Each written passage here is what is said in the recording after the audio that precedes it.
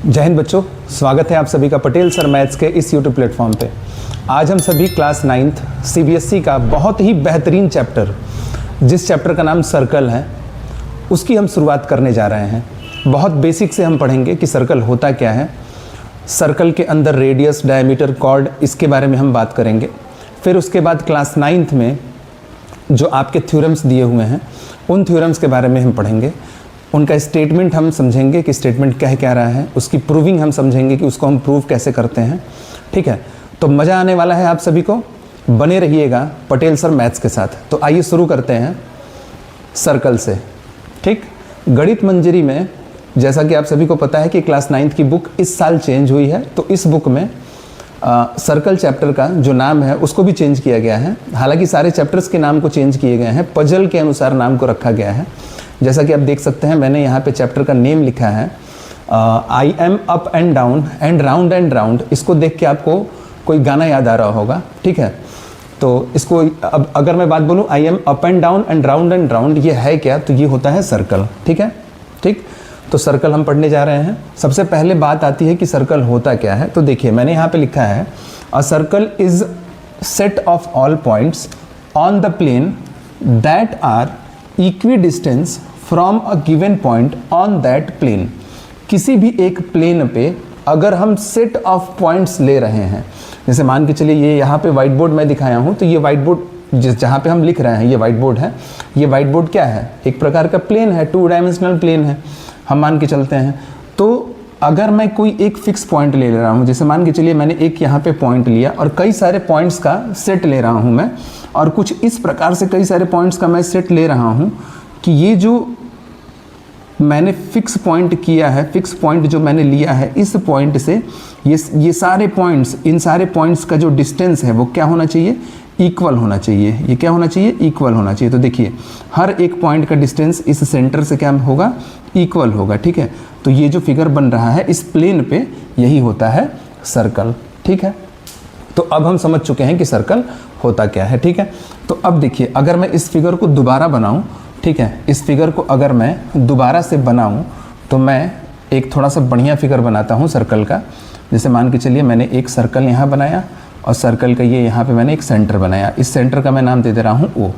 ठीक है, तो ये जो बाउंड्री आपको दिख रही है, ये जो बाउंड्री दिख रही है, जिसको हम घेरा बोल सकते हैं आम भाषा में। ठीक है, इसी बाउंड्री को हम बोलते हैं, क्या बोलते हैं? सर्कमफ्रेंस। क्या बोलते हैं? सर्कमफ्रेंस बोलते हैं। ठीक है, और सर्कल का ये क्या है? ये सेंटर है। इस सेंटर से इस सर्कमफ्रेंस की जो दूरी होगी, मतलब हर पॉइंट पे जो दूरी होगी, वो दूरी क्या होती है? सेम होती है, वो इक्वल होती है। और इसी दूरी को, इसी डिस्टेंस को हम बोलते हैं रेडियस। क्या बोलते हैं हम? रेडियस बोलते हैं। ठीक है, इसके अलावा अगर मैं आपसे बोलूं कि सर्कमफ्रेंस पे अगर मैं 2 पॉइंट ले रहा हूं, कहीं पे भी मैं 2 पॉइंट ले रहा हूं, सपोज दैट कि मैं 2 पॉइंट, एक पॉइंट यहाँ पे ले रहा हूँ और एक पॉइंट मैं यहाँ पे ले रहा हूँ। इसका मैं नाम दे रहा हूँ A और इसका नाम दे रहा हूँ B, और इन दोनों पॉइंट्स को मैं मिला करके अगर एक लाइन सेगमेंट खींच रहा हूँ, तो इस लाइन सेगमेंट को हम बोलते हैं कॉर्ड। क्या बोलते हैं हम? कॉर्ड बोलते हैं। ठीक है, अब यहाँ पे ध्यान देने वाली बात यह है कि अगर मैं यहाँ पे एक पॉइंट मान लूँ और एक पॉइंट यहाँ पे मान लूँ, अब इस पॉइंट से मैं इस पॉइंट को मिलाऊं और ये सर्कल के सेंटर को होते हुए ये लाइन सेगमेंट आए, तो ये भी क्या कहलाएगी? ये भी कहलाएगी cord.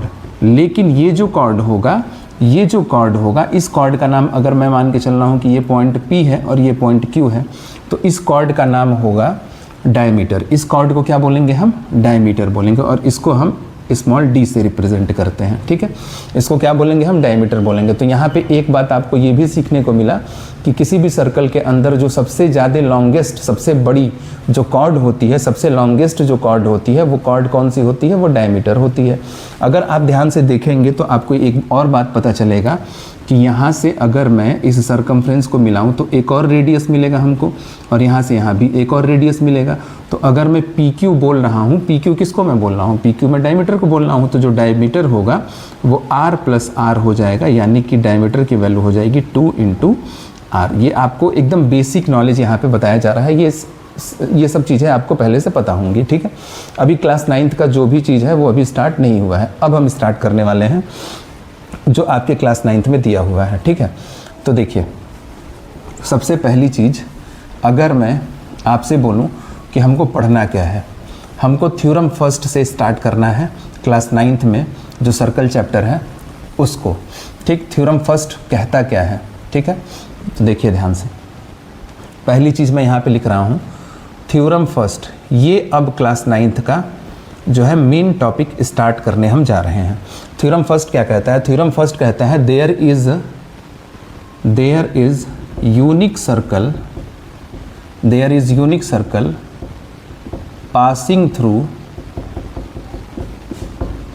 passing through three non-collinear points। Theorem first आपसे ये बोलता है कि 3 नॉन कोलिनियर पॉइंट से केवल एक सर्कल हम पास करा सकते हैं, ठीक है। नॉन कोलिनियर पॉइंट्स का मतलब ये होता है कि 3 पॉइंट्स एक सीध में नहीं हो, मतलब एक पॉइंट एक यहाँ पे हो, एक पॉइंट यहाँ पे हो और एक पॉइंट यहाँ पे हो। तो ये तीनों जो पॉइंट्स होंगे ना, ये तीनों पॉइंट्स क्या कहलाएंगे? नॉन कोलिनियर पॉइंट्स कहलाएंगे, ठीक है। तो अब हमको क्या करना है? इस थ्योरम को प्रूफ करना है कि इस थ्योरम को हम कैसे प्रूफ करेंगे, हम कैसे मान लें। बात आती है ना कि आप कुछ भी बोल देंगे हम मान लेंगे, संभव नहीं है। अगर आप ये बात बोल रहे हो कि 3 नॉन कोलिनियर पॉइंट से केवल एक सर्कल पास होगा, तो हम कैसे मान लें कि भाई 3 नॉन कोलिनियर पॉइंट से केवल एक ही सर्कल पास होगा? ये आप मुझे प्रूफ करके दिखाओ। थ्योरम का मतलब ये होता है कि आप जो स्टेटमेंट बोल रहे हो उसको आप प्रूफ करके भी दिखाओगे, ठीक है। तो अब हम आते हैं इसके प्रूफिंग पे। तो देखिए, इसके प्रूविंग को हम 3 स्टेप में करने वाले हैं। अब आपको आगे पता चल जाएगा कि हम 3 स्टेप का नाम यहाँ पे क्यों ले रहे हैं। देखिए, सबसे पहली चीज़ आपको एक छोटा सा जरा मैं एक बात बता दूं। अगर मैं आपसे बोलूं कि एक AB एक लाइन सेगमेंट है, AB क्या है? एक लाइन सेगमेंट है, और मैं बोल रहा हूं कि इस AB लाइन सेगमेंट का आपको परपेंडिकुलर बाइसेक्टर खींचना है। देखिए, परपेंडिकुलर बाइसेक्टर का मतलब होता है जो भी लाइन सेगमेंट आपको यहाँ पे दिख रहा है, जो भी साइड आपको दिख रहा है ट्रायंगल के अंदर या फिर लाइन सेगमेंट आपको दिख रहा है, उस लाइन सेगमेंट को हमको 2 भागों में बांटना होता है, ठीक है। जैसे मान के चलिए कि अगर ये लाइन 20 सेंटीमीटर की है तो इसको 10-10 सेंटीमीटर करके 2 भाग में हम बांट देंगे। लेकिन हम बांटेंगे तो कंस्ट्रक्शन में हम कैसे बांटते हैं? तो बांटने के लिए हमको परपेंडिकुलर बाइसेक्टर खींचना होता है, और परपेंडिकुलर बाइसेक्टर खींचने के लिए हमको कंपास की आवश्यकता पड़ती है, ठीक है। ऐसा नहीं है कि हम स्केल से नापे 20 सेंटीमीटर और बीच वाला पॉइंट मार्क किए और एक लाइन खींच दिए, ऐसा नहीं करते हैं। वहाँ पे हमको किसकी आवश्यकता पड़ती है? तो हमको यहाँ पे कंपास की आवश्यकता पड़ती है, ठीक है। तो मैं यहाँ पे एक स्टेप आपको बताने जा रहा हूँ कि हम इसका परपेंडिकुलर बाइसेक्टर कैसे खींचेंगे। मान के चलिए कि ये मेरा हाथ क्या है? ये मेरा हाथ जो है वो एक कंपास है, ठीक है। तो सबसे पहली चीज़, हम इस जो कंपास का नुकीला वाला पोर्शन होता है उसको मैं इस A पॉइंट पे रखूँगा। मैंने A पॉइंट पे रखा, और ये मान के चलिए कि कंपास के अंदर मैंने पेंसिल को फिट कर दिया है, ठीक है। अब ये लाइन जितनी भी बड़ी हो, इसके आधे से ज़्यादा डिस्टेंस हम एक अंदाज से हम ले लेंगे, ठीक है। मान लीजिए कि मैं एक रफ आइडिया लगा के आधे से अधिक दूरी इतना मैंने ले लिया, और इतना से अधिक दूरी लेके मैं एक आर्क लगाऊंगा यहाँ पे। एक आर्क मैं यहाँ पे लगा दिया और एक आर्क मैं नीचे लगा दूंगा, मतलब एक आर्क मैं ऊपर लगाऊंगा और एक आर्क नीचे लगाऊंगा, ठीक है। तो सपोज दैट कि एक आर्क ऐसे यहाँ पे लगा और एक आर्क ऐसे यहाँ पे लगा, ठीक है, इस A वाले पॉइंट से, ठीक। ये थोड़ा सा मिट गया है, ध्यान देना है आपको। अब यही काम मैं B वाले पॉइंट से करूँगा। तो B वाले पॉइंट से भी मैं क्या करूँगा? यहाँ से एक आर्क में खींचूंगा ऐसे, और एक आर्क में ऐसे नीचे खींचूंगा। तो सपोज दैट ये आर्क मेरा ऐसे जा रहा है और ये आर्क मेरा कुछ ऐसे जा रहा है, ठीक है, इस B वाले पॉइंट से, ठीक है। तो अब ये दोनों ही आर्क जो है, ये दोनों ही आर्क जो है, एक ये यहाँ पे मिल रहा है इस पॉइंट पे और एक ये इस पॉइंट पे मिल रहा है। अब मैं स्केल की सहायता से इसको मिला दूंगा। अब जब मैं मिला दूंगा तो आप देखेंगे कि AB को ये 2 भागों में बांट दिया है। अब चूंकि मैंने जो यहाँ पे फिगर बनाया है वो मैंने अपने हाथों से परपेंडिकुलर बाइसेक्टर खींचा है, तो एक्यूरेट जो है मेजरमेंट और एक्यूरेट फिगर यहाँ पे मेरे से नहीं आएगा। लेकिन जब आप एक्चुअली में इसको कॉपी पे या फिर अपने शीट पे आप जब इसको करेंगे कंपास की सहायता से, तो एकदम एक्यूरेट, एकदम बीचों बीच ये लाइन आएगी, ठीक है। तो आपको ये बात समझ में आ जानी चाहिए कि जब भी मैं इस चैप्टर में आगे बोलूँ आपसे कि आपको किसी भी एक साइड का परपेंडिकुलर बाइसेक्टर खींचना है तो आप कैसे खींचेंगे, उस साइड के किसी भी दोनों पॉइंट से आधे से ज़्यादा दूरी को लेके आप कंपास की सहायता से 2 आर्क लगाओगे, ऊपर और नीचे एक किनारे से और दूसरे वाले किनारों से भी ऊपर और नीचे आर्क लगाओगे। अब वो दोनों आर्क जहाँ जहाँ मीट करेंगे, जैसे एक ये यहाँ पे मिला और एक ये यहाँ पे मिला, वहाँ से एक सीधी लाइन आप खींच देंगे। तो ये तरीका होता है परपेंडिकुलर बाइसेक्टर खींचने का। ठीक है, अब हम बढ़ते हैं इस थ्योरम के प्रूविंग की तरफ। ठीक, तो देखिए ध्यान से आपको समझना है कि इस थ्योरम को हम प्रूव कैसे करेंगे।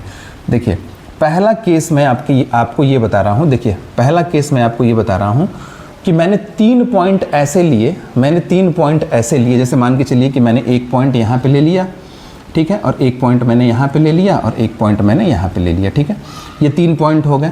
एक का नाम दे दे रहा हूँ A, एक का नाम B और एक का नाम C। अब तीनों पॉइंट को मैं मिला दूंगा और एक ट्रायंगल बना दूंगा, बन गया ट्रायंगल। अब हमको तो ये दिखाना है कि इस 3 पॉइंट से केवल एक सर्कल पास होगा। तो उस एक सर्कल को पास करने के लिए मैं क्या किया हूँ कि सबसे पहले इन तीनों पॉइंट्स को मिला के एक मैं ट्रायंगल बना दिया। अभी मुझे नहीं पता है कि ये कौन सा ट्रायंगल है। ठीक है, तो देखिए ध्यान से, लेकिन अगर मैं थोड़ा सा अपना दिमाग इस्तेमाल करूं और मैं अपना एफर्ट इसमें लगाऊं तो मुझे ये पता है, अभी मैंने आपसे बताया है कि अगर मुझे AB का या फिर BC का या फिर AC का बोला जाए परपेंडिकुलर बाइसेक्टर खींचने को, तो मैं आराम से खींच सकता हूँ। ठीक है, मैं आराम से खींच सकता हूँ। तो अच्छा, तीनों साइड का परपेंडिकुलर बाइसेक्टर हमको नहीं खींचना है, केवल 2 साइड का मुझे क्या खींचना है, परपेंडिकुलर बाइसेक्टर खींचना है। अच्छा, दोनों साइड का परपेंडिकुलर बाइसेक्टर क्यों खींचना है, उसके पीछे कारण ये है कि मुझे इस ट्रायंगल के वर्टेक्स से एक सर्कल बनाना है। ठीक है, इस ट्रायंगल के वर्टेक्स से होते हुए एक सर्कल ड्रॉ करना है। ठीक है, और उसी सर्कल को हम बोलते हैं सरकम सर्कल। और सरकम सर्कल बनाने के लिए ये जरूरी होता है कि किसी भी 2 साइड का हम परपेंडिकुलर बाइसेक्टर पहले जान जाए कि क्या होता है। ठीक, तो मैं मान लेता हूँ कि AB का जो है परपेंडिकुलर बाइसेक्टर कुछ ऐसे आएगा, परपेंडिकुलर बाइसेक्टर कुछ ऐसे आएगा AB का। किसका? AB का। अब आप कैसे खींचेंगे, तो आपको खींचने के लिए आप क्या करना होगा, यहाँ से एक आर्क लगाएंगे, यहाँ से आर्क लगाएंगे, फिर एक नीचे लगाएंगे, फिर यहाँ से नीचे लगाएंगे और सबको मिला देंगे। और मैं रफली ये बना रहा हूँ। ठीक है, और मैंने आपको बता भी दिया है कि आपको कैसे बनाना है। ठीक वही काम मैं यहाँ पे करूँगा। मैं क्या करूँगा, मैं AC का अब क्या खींचूंगा, परपेंडिकुलर बाइसेक्टर खींचूंगा। तो AC का जब मैं परपेंडिकुलर बाइसेक्टर खींचूंगा तो कुछ ऐसे निकल के आएगा AC का परपेंडिकुलर बाइसेक्टर। ठीक है, ये कुछ ऐसे निकल के आएगा AC का परपेंडिकुलर बाइसेक्टर। ठीक है, तो देखिए ये दोनों ही परपेंडिकुलर बाइसेक्टर एक पॉइंट पे मीट कर रहे हैं, यहाँ पे मीट कर रहे हैं। ठीक है, यहाँ पे मीट कर रहे हैं। ठीक, तो ये कहाँ पे मीट किए हैं, तो इस ट्रायंगल के अंदर मीट किए हैं। अब मैं इसको सर्कल का सेंटर मानूंगा और C पॉइंट को या फिर B पॉइंट को या फिर A पॉइंट को मैं इस सेंटर से रेडियस मान लूँगा। जैसे मान के चलिए इसको मैंने रेडियस माना, इसको रेडियस माना या फिर इसको रेडियस माना। आप किसी एक को रेडियस मान सकते हो और तीनों की डिस्टेंस क्या आएगी, आपकी इक्वल आएगी अगर आप सही से फिगर बनाओगे तो इसको अगर मैं रेडियस मान के अगर मैं एक सर्कल बनाऊंगा ना, तो वो सर्कल कुछ ऐसे बनेगा, और वो इन तीनों वर्टेक्स से होते हुए जाएगा। ठीक है, तो मैंने पहले टाइप में जो अभी सरकम सर्कल बनाया है, जो तीनों पॉइंट से सर्कल को मैंने पास कराया है, ये किस प्रकार के ट्रायंगल में मैंने कराया है, तो इस ट्रायंगल का नाम है एक्यूट एंगल ट्रायंगल। कौन सा ट्रायंगल है ये, एक्यूट एंगल ट्रायंगल। इस ट्रायंगल के तीनों ही एंगल 90 डिग्री से कम है। आप आराम से देख सकते हैं, ये भी 90 से कम है, ये भी 90 से कम है। ठीक है, और ये भी 90 से क्या होगा, कम होगा। जब आप इसको मेज़र करोगे तो तीनों 90 से कम ही आएंगे। ठीक है, तो मुझे एक बात यहाँ ये पता चली कि अगर एक्यूट एंगल ट्रायंगल होगा, जो कि एडिशनल बात है, अगर एक्यूट एंगल ट्रायंगल होगा तो एक्यूट एंगल ट्रायंगल में सरकम सर्कल का जो सेंटर होगा वो ट्रायंगल के अंदर लाई करेगा, पहली बात। ठीक है, अब आते हैं हम केस नंबर 2 की तरफ। किस पे हम आते हैं, केस नंबर अब हम 2 की तरफ आते हैं। ठीक है, ये जितनी भी प्रूविंग मैं यहाँ पे कर रहा हूँ थ्योरम फर्स्ट का, ये प्रूविंग आपके बुक में दिया गया है और इसको कंस्ट्रक्शन के माध्यम से जो है मैं यहाँ पे प्रूव करके आपको दिखा रहा हूँ। आप बुक खोल के देखिएगा, पेज नंबर 96, उसमें यही सारे मेथड आपको दिए होंगे। ठीक, दूसरा मैं मान ले रहा हूँ कि एक पॉइंट ऐसा है, यहाँ पे, और दूसरा वाला पॉइंट यहाँ पे है, और तीसरा वाला पॉइंट यहाँ पे है। ठीक है, अब इन तीनों ही पॉइंट को मिला के मैं एक ट्रायंगल बनाऊंगा। ये एक ट्रायंगल मैंने बनाया, सपोज दैट ये यहाँ पे मिल गया, और तीनों ही पॉइंट्स को मिला के मैंने एक ट्रायंगल बनाया। सपोज दैट इस ट्रायंगल का नाम पी क्यू एंड आर है, ट्रायंगल पी क्यू आर। अब आपको देख के ही पता चल रहा है कि ये कौन सा ट्रायंगल है। क्या ये एक्यूट एंगल ट्रायंगल है? नहीं, ये ऑब्ट्यूज एंगल ट्रायंगल है। कैसे? क्योंकि ये जो एंगल Q है ये 90 डिग्री से ज़्यादा है। अगर सीधा होता तो 90 होता, थोड़ा सा इधर साइड का होता तो 90 से कम होता, बट वो इधर झुक रहा है, मतलब 90 से ज़्यादा है। तो कौन सा ट्रायंगल हुआ? ऑब्ट्यूज एंगल ट्रायंगल हुआ ये। ठीक है, अब ऑब्ट्यूज एंगल ट्रायंगल हो या फिर एक्यूट एंगल ट्रायंगल हो, चाहे राइट एंगल ट्रायंगल हो, सबके लिए वही कहानी है। हम किसी भी दो साइड का परपेंडिकुलर बाइसेक्टर खींचते हैं अपने मन मुताबिक। तो हमारे लिए ये जो QR है, सबसे पहले हम इस QR का परपेंडिकुलर बाइसेक्टर खींचेंगे। तो यहाँ पे हम अपना क्या रखेंगे? कंपास रखेंगे। कंपास रख के एक आर्क ऊपर, एक आर्क नीचे, फिर यहाँ से एक आर्क ऊपर और एक आर्क नीचे लगाएंगे और दोनों को मिला देंगे। तो जब मिलाएंगे तो वो जो लाइन बनेगी ना, वो कुछ इस प्रकार से बनेगी। लाइन, वो लाइन कुछ इस प्रकार से बनेगी एकदम। ठीक है, ये लाइन कुछ इस प्रकार से बनेगी। ठीक, फिर मैं क्या करूँगा? फिर मैं सपोज दैट इस PR का मैं परपेंडिकुलर बाइसेक्टर खींच रहा हूँ। तो जब मैं PR का परपेंडिकुलर बाइसेक्टर खींचूंगा तो यहाँ से मैं कंपास को रख के यहाँ पे एक आर्क लगाऊंगा, ऐसे एक यहाँ से आर्क लगाऊंगा और एक नीचे, और यहाँ से भी एक नीचे लगा के इसको ऐसे मिलाऊंगा। ठीक है, तो आप इसको ट्राई करिएगा, आपको आएगा। ठीक, एक बार दो बार कठिनाई होगी, लेकिन फिर आप कर लोगे। जब आप एफर्ट लगाओगे, जब आप कोशिश करोगे, तब चीज़ों को आप समझोगे। बट आप चाहोगे कि केवल देख के हम सीख ले, तो ये संभव नहीं है कि आप मैथ्स में केवल देख के सीख पाओ। मैथ्स एक ऐसा सब्जेक्ट है जिसमें आपको एफर्ट लगा के उस चीज़ को करना पड़ता है, और करने के बाद आप चीज़ों को सीख पाते हो, समझ पाते हो। तो अब मैं अगर जब इसका परपेंडिकुलर बाइसेक्टर में खींचूंगा तो वो कुछ इस प्रकार से जाएगा, वो कुछ इस प्रकार से आएगा। ठीक है, तो आप देखिए ये दोनों ही परपेंडिकुलर बाइसेक्टर यहाँ पे मीट कर रहे हैं। अब ये कहाँ मीट कर रहे हैं? इस ट्रायंगल के बाहर मीट कर रहे हैं। ठीक है, तो अब मैं इसको सेंटर मान के, मान लीजिए ये O है, इसको सेंटर मान के मैं क्या करूँगा, और इसको रेडियस मान के, मतलब P को OP को या फिर OQ को या फिर OR को मैं रेडियस मान के एक क्या बनाऊँगा? एक मैं यहाँ से सर्कल बनाऊँगा, और वो सर्कल कुछ इस प्रकार से बनेगा। ठीक है, वो सर्कल कुछ इस प्रकार से क्या होगा? बनेगा। अब चूंकि यहाँ पे मैंने जो सर्कल बनाया है ये मेरा एकदम एग्जैक्ट सर्कल नहीं बन रहा है, लेकिन जब आप इसको बनाओगे अपने कॉपी पे तो एकदम हूबहू एग्जैक्ट और बढ़िया सा सर्कल बनेगा। ठीक है, मेरा थोड़ा सा चपटा सर्कल बन गया है, बट आपको मैं जो सिखाना चाह रहा हूँ वो ये सिखाना चाह रहा हूँ कि जब आप ऑब्ट्यूज एंगल ट्रायंगल का सरकम सर्कल बनाते हो तो उस केस में जो सरकम सर्कल का सेंटर होता है वो ट्रायंगल के बाहर लाई करता है। किस ट्रायंगल की बात हो रही है? ऑब्ट्यूज एंगल ट्रायंगल की बात हो रही है। ठीक है, जिसमें एक एंगल कम से कम 90 डिग्री से ज़्यादा होना चाहिए। ठीक है, तो अभी मैंने पहला और दूसरा, पहला कैटेगरी और दूसरी category, first type and second type में हमने यही सीखा है कि या तो पॉइंट हम इस प्रकार से लें कि एक्यूट एंगल ट्रायंगल बने, या हम पॉइंट इस प्रकार से ले कि ऑब्ट्यूज एंगल ट्रायंगल बने। दोनों ही तरीकों में जो तीनों पॉइंट से केवल एक ही सर्कल पास कर रहा है, कंस्ट्रक्शन करके हमने अभी देखा है। ठीक है, अब देखिए, अब तीसरा जो कैटेगरी है, तीसरा जो टाइप है, उस पर हम चर्चा करते हैं कि तीसरा टाइप है क्या, वो कह क्या रहा है। ठीक है, तो देखिएगा ध्यान से, जो तीसरा टाइप है वो तीसरा टाइप आपसे ये कह रहा है कि मैं मान लेता हूँ कि तीन पॉइंट कुछ इस प्रकार से हैं।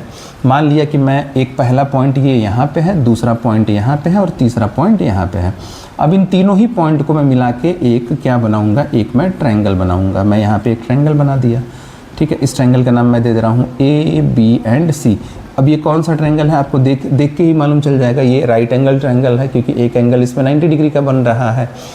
अब इसमें भी मुझे सरकम सर्कल बनाना है, मतलब इन तीनों ही वर्टेक्स से, इन तीनों ही पॉइंट से मुझे एक सर्कल को पास करके दिखाना है बाय कंस्ट्रक्शन। ठीक है, तो अब मैं क्या करूँगा? किसी भी दो साइड का परपेंडिकुलर बाइसेक्टर लूँगा। तो AC का अगर मैं परपेंडिकुलर बाइसेक्टर लूँ तो वो कुछ इस प्रकार से आएगा। AC का परपेंडिकुलर बाइसेक्टर अगर लिया जाए तो कुछ इस प्रकार से वो आएगा। एक इस पॉइंट पे मैं अपना कंपास रख के ऐसे आर्क लगाऊंगा और एक नीचे आर्क लगाऊंगा, फिर मैं यहाँ से भी एक ऊपर और एक नीचे आर्क लगाऊंगा, उसको मैं मिला दूंगा, तो कुछ इस प्रकार से परपेंडिकुलर बाइसेक्टर आएगा। दूसरा, मैं ए बी का परपेंडिकुलर अगर बाइसेक्टर ले रहा हूँ तो ए बी का परपेंडिकुलर बाइसेक्टर अगर मैं लूँगा तो वो कुछ इस प्रकार से होगा। एक आर्क इसको फिक्स करके ऊपर लगाएंगे नीचे, फिर यहाँ से फिक्स करके ऊपर और नीचे, तो ये कुछ ऐसे आएगा, ये कुछ ऐसे इस प्रकार से वो आएगा। ठीक है, तो अब देखिए ये दोनों ही परपेंडिकुलर बाइसेक्टर इस पॉइंट पे क्या कर रहे हैं, मीट कर रहे हैं। तो अगर मैं यहाँ पे इस पॉइंट को अगर मैं सर्कल का सेंटर मान लूँ O, और यहाँ से इसको रेडियस या फिर इसको रेडियस या फिर इसको रेडियस, किसी एक को रेडियस मान के, क्योंकि तीनों का डिस्टेंस जब आप कंस्ट्रक्शन करोगे तो सेम आएगा, किसी एक को रेडियस मान के मैं अगर एक सर्कल बनाऊँ, मैं क्या बनाऊँ, एक सर्कल बनाऊँ, तो वो सर्कल कुछ इस प्रकार से बनने वाला है। वो सर्कल कुछ इस प्रकार से बनने वाला है। इस ट्रायंगल के तीनों वर्टेक्स को टच करके केवल एक ही सर्कल क्या होगा, बनेगा। अब आपको इसमें एक चीज़ और एडिशनल पता चली कि अगर राइट एंगल ट्रायंगल होगा और राइट एंगल ट्रायंगल का अगर आप सर्कम सर्कल ड्रॉ कर रहे हो तो उस राइट एंगल ट्रायंगल का सर्कम सर्कल का जो सेंटर होगा वो सेंटर राइट एंगल ट्रायंगल के हाइपोटेनस पे लाई करेगा। कहाँ लाई करेगा, हाइपोटेनस पे। ये देखिए ये राइट एंगल ट्रायंगल है और इस राइट एंगल ट्रायंगल की सबसे लंबी साइड ये है और सबसे लंबी साइड को हम हाइपोटेनस बोलते हैं, या 90 डिग्री के सामने जो साइड होती है वो भी क्या कहलाती है, हाइपोटेनस कहलाती है। और इस हाइपोटेनस पे इस सर्कम सर्कल का सेंटर लाई कर रहा है। ठीक है, आशा करता हूँ आपको ये थ्योरम समझ में आ गया होगा। मैं एक बार और रिवाइज करवा दे रहा हूँ। थ्योरम फर्स्ट में हमने ये समझा, थ्योरम फर्स्ट कहता क्या है, थ्योरम फर्स्ट ये कहता है कि there is unique circle passing through 3 non collinear points. मतलब केवल एक सर्कल पास हो सकता है 3 नॉन कोलिनियर पॉइंट से। ठीक है, ये तो स्टेटमेंट हो गया। अब इस स्टेटमेंट को प्रूव हम कैसे करेंगे, तो इसको प्रूव करने के लिए मुझे 3 स्टेप की आवश्यकता पड़ी है। पहले स्टेप में मैंने क्या किया है, 3 पॉइंट को इस प्रकार से लिया है कि उन तीनों पॉइंट्स को अगर मैं मिलाया हूं तो एक्यूट एंगल ट्रायंगल बना है। अब एक्यूट एंगल ट्रायंगल के वर्टेक्स जो कि 3 पॉइंट्स हैं हमारे, उससे मुझे एक सर्कल पास कराना है, मतलब मुझे सर्कम सर्कल खींचना है। तो उसके लिए मुझे किसी भी 2 साइड का परपेंडिकुलर बाइसेक्टर खींचना है। तो जब मैं दोनों साइड का परपेंडिकुलर बाइसेक्टर खींचूंगा तो हमारा जो सर्कम सर्कल का सेंटर लाई करेगा वो ट्रायंगल के अंदर लाई करेगा। ठीक है, एक्यूट एंगल ट्रायंगल के केस में। सेकेंड कैटेगरी में हमने ये समझा है कि अगर मैं 3 पॉइंट्स कुछ इस प्रकार से लूँ कि वो अगर तीनों पॉइंट्स को मैं मिलाऊं तो एक ऑब्ट्यूज एंगल ट्रायंगल बने, मतलब कि कोई भी एक एंगल 90 डिग्री से ज़्यादा होना चाहिए उस ट्रायंगल में। ठीक है, तो अगर ऑब्ट्यूज एंगल ट्रायंगल बन रहा है, ऑब्ट्यूज एंगल ट्रायंगल का अगर मैं सर्कम सर्कल खींच रहा हूं तो उस सर्कम सर्कल का जो सेंटर होगा उस ट्रायंगल के बाहर लाई कर रहा है, अभी हमने देखा है। फिर तीसरी कैटेगरी, तीसरा टाइप हमने ये जाना है कि अगर मैं 3 पॉइंट्स को कुछ इस प्रकार से लूँ कि वो तीनों पॉइंट्स को मिलाने पे एक राइट एंगल ट्रायंगल बन रहा हो और उस राइट एंगल ट्रायंगल का अगर मैं सर्कम सर्कल खींच रहा हूँ, उस राइट एंगल ट्रायंगल के वर्टेक्स यानी 3 पॉइंट से अगर एक सर्कल को मैं पास करा रहा हूँ तो उस सर्कल, वो सर्कल का जो सेंटर होगा वो हाइपोटेनस पे लाई करेगा। ठीक है, अब 3 ही टाइप के तो ट्रायंगल हो सकते हैं, या तो वो एक्यूट होगा 90 से कम होगा, या तो 90 से ज़्यादा होगा, या तो एग्जैक्ट 90 होगा 3 पॉइंट से, और तीनों ही पॉइंट से केवल एक सर्कल पास कर रहा है। मैंने कंस्ट्रक्शन से अभी आप सभी को बताया, और आपने अगर किया होगा या फिर कर रहे होंगे तो आपको भी ये पता चल गया होगा कि केवल 3 नॉन कोलिनियर पॉइंट से एक ही सर्कल बनाया जा सकता है। ठीक है, तो ये थ्योरम यही बोलता है। अब इसी थ्योरम के बेसिस पे आपका जो अगला एक्सरसाइज है, एक्सरसाइज सेट 5.1, उसमें टोटल 4 क्वेश्चन दिए गए हैं इन्हीं थ्योरम्स के बेसिस पे। उसमें आपको 3 क्वेश्चंस में कंस्ट्रक्शन करने हैं और एकदम हूबहू ऐसे ही कंस्ट्रक्शन आपको करने हैं, और आप देख के बता देंगे उन क्वेश्चंस को कि अगर वो एक्यूट एंगल होगा तो उसका जो सेंटर होगा सर्कम सर्कल का ट्रायंगल के अंदर होगा कि बाहर होगा कि हाइपोटेनस पे होगा। ठीक है, तो आशा करता हूँ ये क्लास आपको समझ में आई होगी, और भी ऐसे ही बेहतरीन क्लास को पाने के लिए, समझने के लिए आप पटेल सर मैथ्स के साथ जुड़ सकते हैं।